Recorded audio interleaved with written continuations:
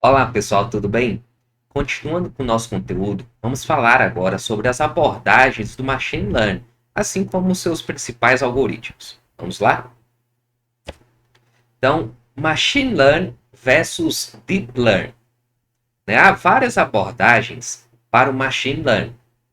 Uma bastante conhecida é a chamada Deep Learning, ou seja, aprendizagem profunda.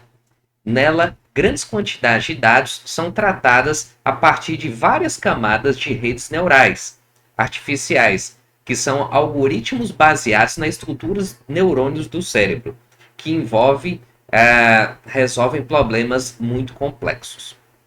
Então, a ideia do Deep Learning é a gente ter uma grande quantidade de dados e a partir dessa grande quantidade a gente vai criar uma rede de estruturas neurais que vai fazer com que o computador tenha a capacidade de resolver problemas muito mais complexos, né? Então, o Deep Learning é uma das abordagens do Machine Learning, já que alguns problemas realmente eles exigem um trabalho muito maior desse pensamento de máquina. Então, o Deep Learning é especialmente útil quando você está tentando aprender padrões de dados que não são estruturados. As redes neurais complexas de Deep Learning são projetadas para emular o cérebro humano como funciona, né, para que computadores possam ser treinados para lidar com abstrações e problemas mal definidos. Então, aonde que a gente usa o Deep Learning? Principalmente reconhecimento de imagem, fala, visão computacional.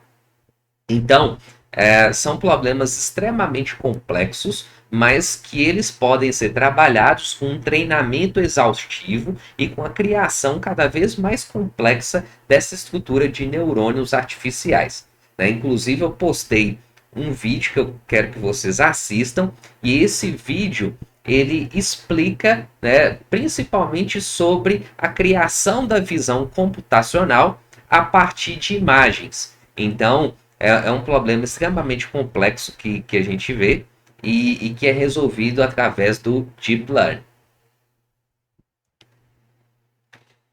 O Machine Learning, a gente tem alguns tipos de aprendizado. Tá? Então, tem um aprendizado supervisionado, que começa com um conjunto estabelecido de dados e um certo entendimento como esses dados são classificados. O aprendizado supervisionado destina-se a encontrar padrões em dados que possam ser aplicados em um processo analítico. Esses dados rotulam recursos que definem o significado dos dados. Então, o aprendizado supervisionado ele trabalha muito na questão do treinamento. Quando eu já possuo uma estrutura de dados que eu posso rotular assim, ó, este vai ser um resultado desse conjunto. Então, aqui eu tenho um conjunto de dados de treinamento, né? Eu posso visualizar ele aqui em cima, treinamento com texto, documentos, imagens, etc. Posso pegar um conjunto de dados para fazer um treinamento. E desses dados eu vou criar recursos. Esses recursos eles vão ter um conjunto de dados que eu vou criar um rótulo. Esse rótulo vai determinar qual é a saída desse meu recurso. Então, com esse recurso aqui, qual é o resultado que eu tenho para essa operação? Então, esse algoritmo vai fazer exatamente esse treinamento que eu vou ensinar a minha máquina a pensar dessa forma. Então, eu como ser humano, eu estou fazendo essa máquina aprender, né? Então, eu estou ensinando a máquina a partir de um rótulo de dados. E quando eu tenho esse algoritmo já treinado, eu vou trabalhar com que esse treinamento seja colocado em prática. Então, aqui nós temos a colocação de um novo documento, uma nova imagem, um novo texto, que também vai gerar um recurso, e eu vou prever qual que vai ser o resultado a partir do treinamento que eu já tinha feito anteriormente. Então, o algoritmo está treinado aqui, e com esse vetor de recurso, eu vou saber qual que vai ser o resultado desse recurso. justamente pelo padrão que eu já tinha treinado anteriormente.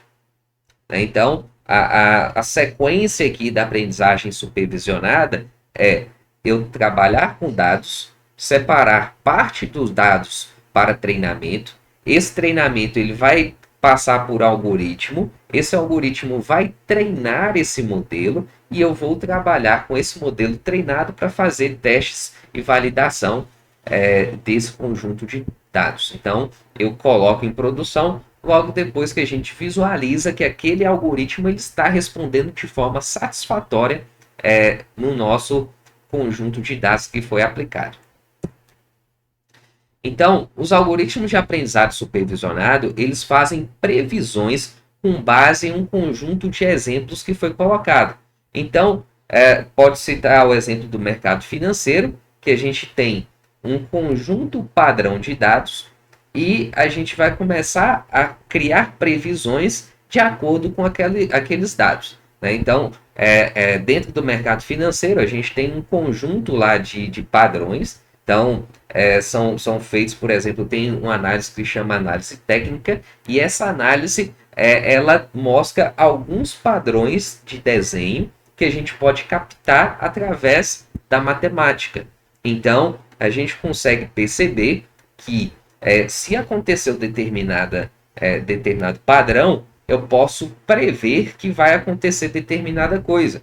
Essa previsão é totalmente exata? Não. Né? A gente tem que entender aqui que todas essas previsões elas são probabilidades maiores de acontecer, de acordo com aquele conjunto de treinamento que foi feito. Mas a gente não pode determinar a certeza que exatamente isso vai acontecer. Principalmente pensando num problema de um mercado financeiro, que não é uma questão somente de padrão de dado, mas tem uma questão política, tem uma questão de ambiente externo muito forte também.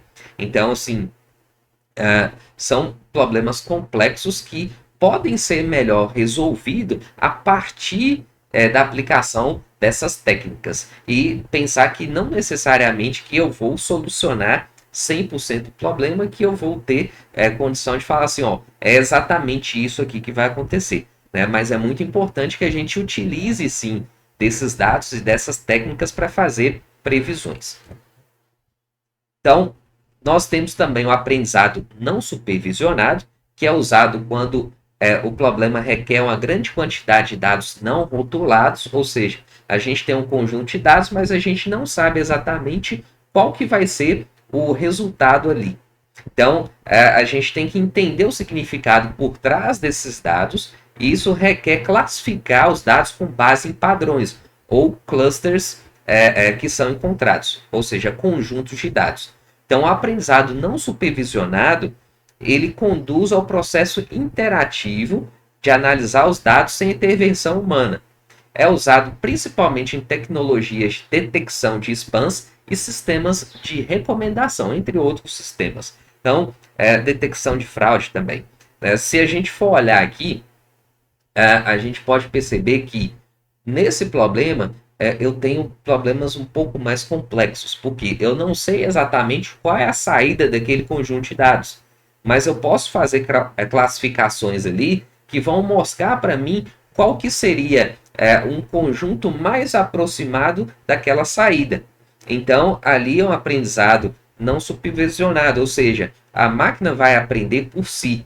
É realmente um aprendizado muito mais autônomo da máquina.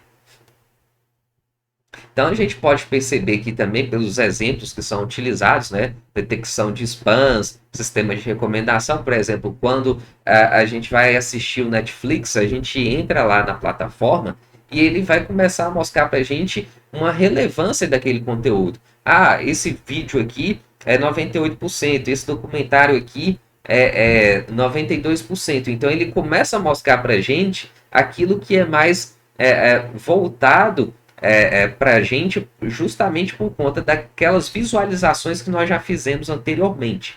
Então ele começa a classificar os vídeos e começa a fazer as indicações para a gente com base naquelas experiências que nós já tivemos anteriormente, certo? Então essa classificação funciona dessa forma.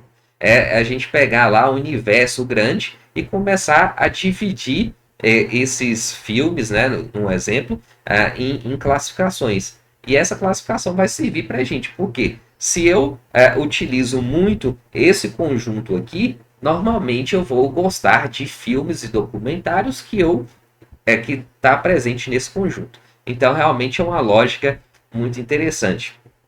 Então, esse tipo de aprendizado aqui pode ser utilizado até, por exemplo, para compras no supermercado. Quando a gente faz uma compra no supermercado, normalmente a gente vai pegar produtos relacionados. Por exemplo, se eu chego no supermercado e eu vou comprar um detergente, então significa ali que é um produto de limpeza. Talvez eu estou fazendo uma compra justamente de itens específicos de limpeza para minha casa. E se em várias compras isso acontecer como um padrão, né, se aparecer um detergente mais um sabão em pó, isso significa o quê? Que aqueles produtos normalmente eles vão ficar mais próximos na prateleira.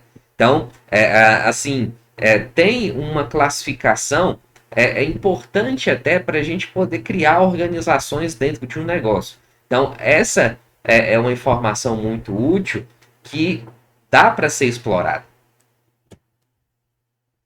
E tem um tipo de aprendizado por reforço também, que é o modelo de aprendizado comportamental. Então, se a gente for olhar aqui, né, até antes de entrar um pouco nesse conceito, vão lembrar o que é modelo comportamental.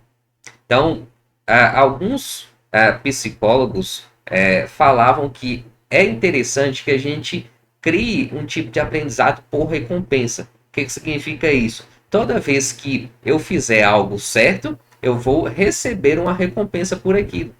E quando eu faço algo errado, eu vou ter uma penalidade em cima de alguma forma. E isso vai reforçar com que cada vez mais eu faço algo certo. Então, dentro desses algoritmos de aprendizado por reforço, toda vez que minha máquina faz algo que seja realmente ok, que esteja correto, ela vai ganhar uma recompensa. E caso ela faça uma determinação errada, ela vai receber uma penalidade. E isso ela vai começar a aprender com o tempo, justamente porque ela vai ter como se fosse pontuações que vão fazer com que ela se trabalhe para ficar cada vez mais próximo naquela região onde ela é mais recompensada. Então, o algoritmo recebe o feedback da análise de dados, orientando o usuário para o melhor resultado. Então, o aprendizado do reforço difere dos outros tipos de aprendizado supervisionado, porque o sistema não é treinado com um conjunto de dados de amostra. Em vez disso, o sistema aprende por meio de tentativa e erro. Então, portanto, de uma sequência de decisões bem-sucedidas, resultará no processo sendo reforçado, porque resolve o melhor problema em questão. Então, é muito usado isso em jogos, games ou robôs. Então, se a gente for olhar esse exemplo aqui, é um aprendizado por reforço, quando eu crio lá um agente que vai fazer essa determinação para mim, se está certo ou se está errado, quando eu não tenho um treinamento específico, ele vai começar muito devagar, vai errar bastante, mas depois de 15 minutos de treinamento, ele vai começar a ficar mais esperto. E com 30 minutos de treinamento, ele já vai estar muito, muito, muito mais esperto. Então, é uma questão interessante que a gente pode perceber que até em alguns jogos que vocês têm aí na internet, os personagens eles podem ficar mais inteligentes de acordo que o tempo vai passando, justamente porque ele tem um aprendizado de máquina também. Isso é muito legal, né, gente? Então, dentro da inteligência artificial, nós temos o campo do machine learning e o deep learning, né? Então, o deep learning é uma abordagem bem mais complexa do machine learning, né? E o machine learning a gente já entendeu que é um subcampo da inteligência artificial. Então, dentro da inteligência artificial, a gente tem os campos aqui de raciocínio, o processamento de linguagem natural e de planejamento. E dentro do Machine Learning, a gente tem o aprendizado supervisionado, não supervisionado e aprendizagem por reforço. E o Deep Learning com as redes neurais. Então, ou seja, é um conjunto complexo de conhecimentos que a gente vai trabalhando aqui conceitualmente para facilitar o aprendizado e quando a gente estiver fazendo as práticas. Né? Como eu falei, a gente tem que ser consciente também que o tempo que a gente tem nesse momento, ele é muito curto. Então, é interessante que vocês pesquisem bastante, que vocês leiam bastante, vejam vídeos na internet. Hoje a internet é muito rica em relação a conteúdos e vai ajudar muito a entender cada vez mais esse processo. Então, alguns usos do Machine Learning: detecção de fraudes, sistema de recomendação, mecanismos de busca, sistemas de vigilância em vídeo, reconhecimento de manuscrito, bots de serviço ao cliente.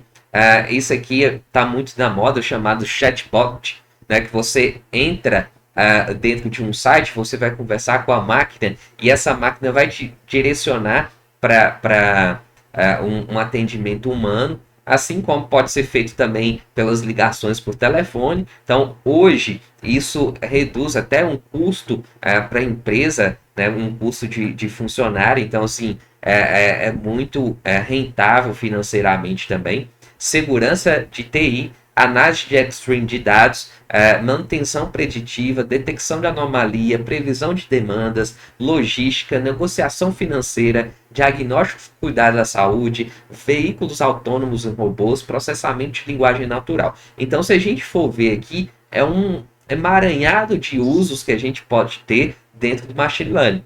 Então, é necessário que a gente precise ter essa imaginação, né? O que eu posso aplicar de Machine Learning dentro da empresa que eu trabalho?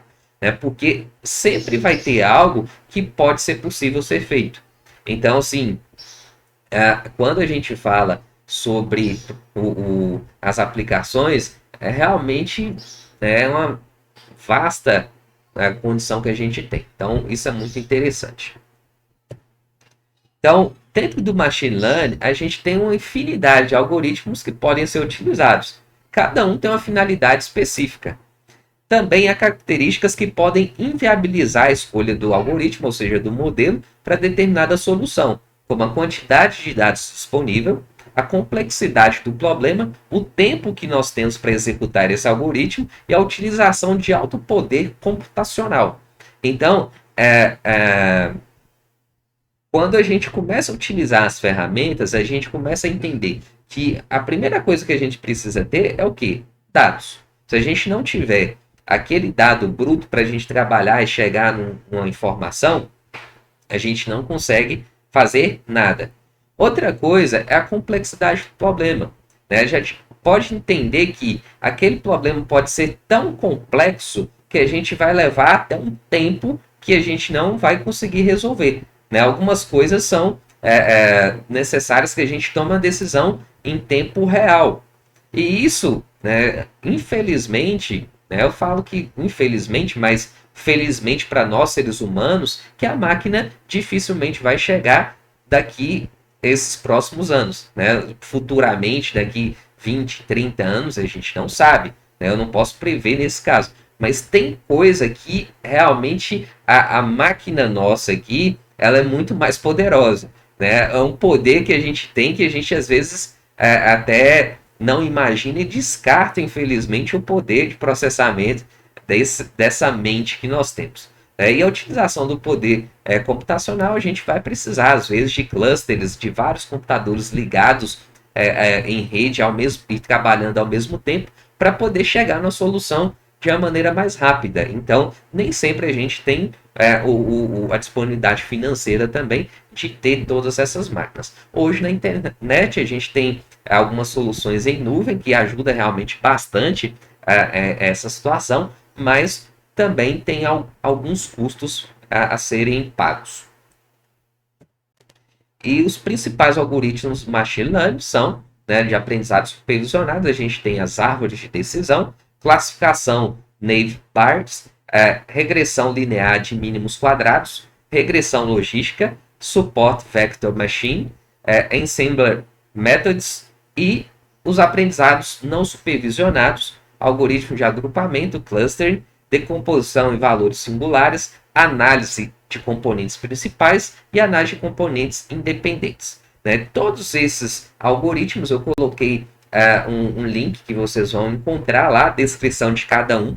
Então, é importante que vocês cliquem nesse link e façam o estudo, pelo menos, desses conceitos. Né? Porque a gente tem que entender que cada problema tem um algoritmo que eu vou utilizar. Eu não vou utilizar todos os algoritmos, eu não vou utilizar somente um algoritmo. Talvez algumas soluções eu vou ter que fazer uma solução combinada com um algoritmo de aprendizado não supervisionado e outro com aprendizado supervisionado. Eu posso, às vezes, fazer um treinamento com o algoritmo e fazer com que esse algoritmo, com esse algoritmo treinado, eu passe a trabalhar também com um algoritmo não supervisionado. Então, assim, é importante que a gente entenda e faça essas modelagens de forma mais flexível. Né? Então, é importante sim a gente estudar os algoritmos,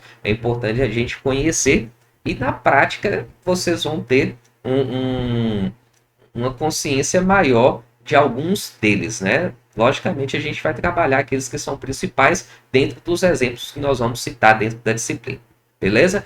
Então, fica a dica aqui para vocês visitarem também os sites que foram utilizados como referência desse material. É muito importante ter um conteúdo muito rico nesses sites. Realmente, a gente começa a pesquisar sobre ciência de dados, de machine learning, deep learning, a gente começa a ver um universo de informação e é importante realmente que tenha esse aprendizado por conta própria, beleza? Então, vamos aí estudar o conteúdo, fazer os exercícios, praticar realmente, né? E, inclusive, é importante que vocês deem uma iniciada no estudo do Python também. Né? Eu vou colocar o material sobre o Python para a gente poder iniciar e fazer as nossas práticas com essa linguagem na próxima semana. Beleza? Então, vamos lá para os estudos, dedicar bastante e até mais. Grande abraço, valeu!